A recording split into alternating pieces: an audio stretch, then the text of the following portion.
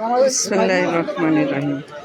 এই যে এটা দেখতেছেন, এখানে অনেকগুলো গাছের চারা আমি উঠায় নিছি। এখানে আছে নিম গাছের চারা, মানকচুর চারা, আমড়ার চারা।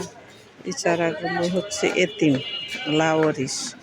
তাদের মান নাই, মর্যাদা নাই, বংশ নাই, তাদের সেবা শুশ্রূষার কোনো লোক নাই।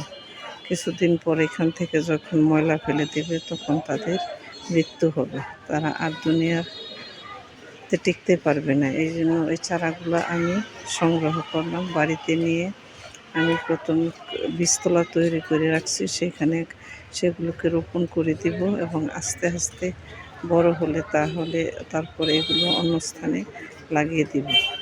এভাবে আমি যেখানে হাঁটি, চলাফেরা করি, এরকম এতিম গাছের চারাগুলি দেখলে সেগুলো সংগ্রহ করি এবং বাঁচানোর চেষ্টা করি।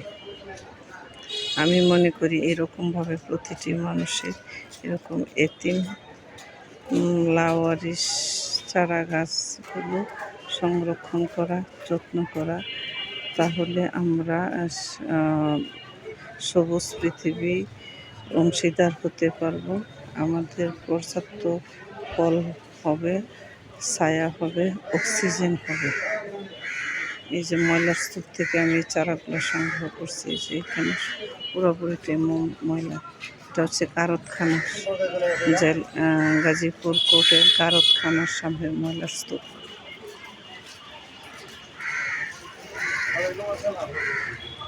যে কারতখানা,